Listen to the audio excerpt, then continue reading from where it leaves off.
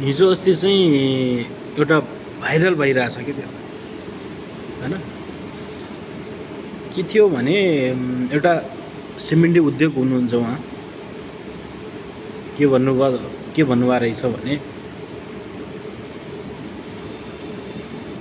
घाँटी रेटेर कसैलाई लिन पाइँदैन रे बिल हैन अनि त्यही त्यसकै भाउले सिमेन्टीको भाउ अहिले कसै दुर्गम जस्तो ठाउँमा चाहिँ 1500 1800 लिने अनि उनले चाहिँ बिजुलीको बिल नतिर्ने नेपालको हो त्यो किन नेपाल सरकारलाई कर तिर्नु परेन बिजुली चलाएको मापत चलाउनु परेन नत्र त्यो व्यक्तिले चाहिँ हामीलाई चाहिँ सिमेन्टी पनि फ्रीमा गर्नु पर्यो नि त हो कि नै केटा हो जस्तो मान्नु अहिले चाहिँ के हो भने वाइवाई चाउचाउ छ मान्नुहोस् इक्जाम्पल वाइवाई चाउचाउ छ विनोद चौधरीले चलाइराख्नु भएको छ उहाँले बिल तिरेन रे धेरै बिल आयो दिन सकेन भनेर कि त उहाँले हामीलाई पनि चाउचाउ फ्रीमा दिनु पर्यो होइन भने बिल तिर्नु पर्यो होइन र भने हामी कुनै पसलमा जान्छौँ उत्तिकै थोरै नै लिन्छौँ पैसा दिन्छौँ त्यस्तै हो क्या त्यहाँ पनि यसो तपाईँ बिजुली फ्रीमा चलाउनुहोस् अनि नेपालमा फेरि सिमेन्टी बाँड्नुहोस् त्यसमा तपाईँको पनि काम हाम्रो पनि काम तपाईँ बिजुलीको बिल नतिर्ने हैन अनि दुर्गम ठाउँमा बेच्ने अनि त्यसपछि त्यो सामान्य मान्छेलाई कति पर्छ म तपाईँलाई भनिदिन्छु सिधै हो काठमाडौँबाट कहाँबाट जान्छ आई थिङ्क म काठमाडौँबाटै नै बन्छ होला तर त्यति चाहिँ मलाई थाहा छैन हैन त्यो चाहिँ बाजुराको दुर्गम ठाउँमा पुग्दासम्म त्यो कट्टाको हुन्छ त्यहाँमा 900 भेटिनु पर्छ होला काठमाडौँतिर बाजुरा जस्तो ठाउँमा ती लगभग 1500-1600 पर्छ एउटा कट्टालाई सामान्य कट्टालाई 1000 1100 1200 म्याक्सिमम पर्छ क्या तिनीहरूले के लगाउँछन् भने गाडीको भाडा लोडिङ गरेको भाडा अनि त्यो लगाएपछि चाहिँ तपाईँले पनि लगाउनु पर्यो त किन आज भएन भने भोलि गएर ट्याक्स लाग्छ सामान्य कुरो होइन त्यो भने जस्तो तपाईँले यो महिना तिर्नु भएन अर्को महिना तिर्छु भन्नुभयो त्यो के लाग्छ ट्याक्स लाग्दैन भने त्यसको भ्याट लाग्छ नि लाग्दैन त्यति त कमन सेन्स गर्नु नै यति कमन सेन्स गर्नु पर्यो त्यो उद्योगको म ठुलो महाराजा भनेर होइन नि कि त हामी कि त जो तल काम गरेर हुन्छन् नि किन्ने कस्टमर हुन्छन् तिनीहरूलाई फ्रीमा दियो त नेपाल सरकार नेपाल होलभरिमा फ्रीमा दियो क्या तिमी पनि नेपालभरि फ्रीमा चलाऊ होइन र भने बयान गर्छन् ठुला हैन यत्र उद्योग चलाएछन्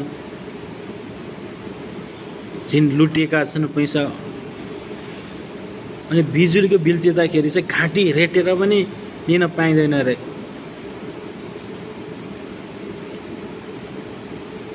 अब के गर केटा जेन्जीहरू जाऊ त्यसको घरमा उद्योगमा सिमेन्ट कट्टाहरू बाँड्देऊ फ्रीमा बिजुलीको बिल त तिर्नु पर्यो नि त चलाइसकेपछि तिर्नु पर्यो कुनै बसमा गएपछि म त्यो बसको भाडा म तिर्दैन भनेर हुन्छ तिर्नु पर्यो त्यो चाहे संस्थागत होस् प्राइभेट होस् या गभर्मेन्ट होस् हैन तलमाथि हुन्छ गभर्मेन्टमा हल्का कम होला प्राइभेटमा हल्का बढीमा लिन्छन् चार्ज त्यो होइन र भने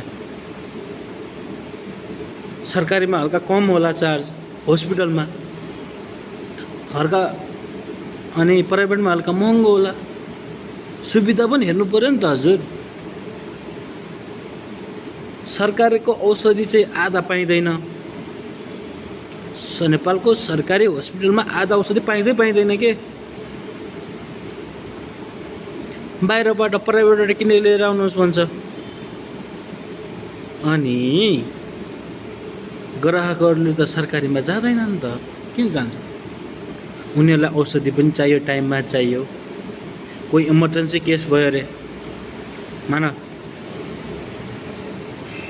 मान्नुहोस् सामान्य केसमा चाहिँ इमर्जेन्सी केस आयो, त्यो मान्छेको छैन अरे त्यो, अनि त्यसलाई त्यत्तिकै फालिदिने। प्राइभेटमा केही न केही कोही मान्छे आउँछ कि भनेर चाहिँ फर्स्ट ट्रिटमेन्ट त दिन्छ नि, बेड दिन्छ। सरकारीमा गएपछि चाहिँ नि बेड पाउनै मुस्किल हुन्छ क्या नेपालमा, दिक्क लाग्छ भने। त्यसैले प्राइभेटमा जान्छ मान्छे, सुविधा खोज्छन्, टाइममा औषधि आउँछ। उसै त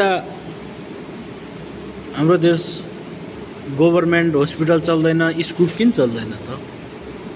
किन चल्दैन? त्यस्तै कारणले हो क्या। राजनीतिक दल हैन, राजनीतिक खुसेको हुन्छ, अनि त्यसपछि सुविधाहरू हुँदैनन्। कुनै कुनै ठाउँमा बस्ने बेन्च नै हुँदैन, भुइँमा बसेर चाहिँ पढ्नुपर्छ। प्राइभेटमा चट्टसँग लाएर के हुन्छ भनेपछि नि टेबल, बस्ने बेन्च हुन्छन्, पढाउने टिचरहरू राम्रा हुन्छन्। अनि गभर्मेन्टका टिचरहरूलाई चाहिँ स्यालेरी नदिएर उनीहरूले एकुरे काठमाडौँ धाकै गर्नुपर्छ हैन। स्यालेरी पाउनलाई काठमाडौँ धाकै गर्नुपर्छ, हाम्रो कि माग पुरा गर भनेर। आधा शिक्षकहरू चाहिँ गाउँ, जस्तै गाउँमा एउटा स्कुल छ भने, सार्वजनिक स्कुल छ भने, गभर्मेन्ट स्कुल छ भने, त्यहाँका स्थानीयहरूले थोरै थोरै पैसा कलेक्ट गरेर त्यो दिन्छन्। एउटा जाबो एउटा के हुन्छ भने गभर्मेन्ट टिचर नै पठाउन सक्दैन भने त्यो ठाउँमा, अनि गभर्मेन्टमा किन जान्छन् त? यति गभर्मेन्ट स्कुलमा राम्रो टिचर भइदिएको भए प्राइभेटमा जान्थेनन् होला नि त। हाम्रो देशमा चाहिँ गभर्मेन्ट स्कुलबाट इङ्ग्लिस किन लाग्छ त? त्यही कारणले हो, इङ्ग्लिस टिचरै आउँदैन त्यहाँ। कस्तो आउँछन् भने ब्याचलर फेल भएका, को टिचिङ गर्न लागेका आउँछ नि त, तिनीहरूले पढाइदिन्छन्। गभर्मेन्टमा चाहिँ के हुन्छ भने त्यही हो क्या। प्राइभेटमा के हुन्छ भने हल्का राम्रो हाई क्वालिटीका हुन्छन्, इङ्ग्लिस पनि सरल बोल्छन्, पढाउँछन्। हाम्रो सरकारी स्कुलमा चाहिँ इङ्ग्लिस बोल न, इङ्ग्लिसहरूसँग बुझ्दैन, उसले नेपालीमा भन्छ सबै कुराहरू। अब भन्यो भने त्यस्तो त हाम्रो ताल छ। सरकारीमा एउटा टिचरले चाहिँ दुई विषय पढाउनुपर्छ। सामाजिक विज्ञान एउटा सरले पढायो भने म्याथ कम्पलसरी, म्याथ एकाले पढाउँछ, इङ्ग्लिस अर्कोले पढाउँछ। कहिलेकाहीँ त्यो सर आउँदैन। अनि त्यसो भएको कारणले गर्दा चाहिँ अहिले सरकारीमा कसले पढाउँछ त? त्यो सुधार्नु कसले पर्यो त? सरकारले होइन।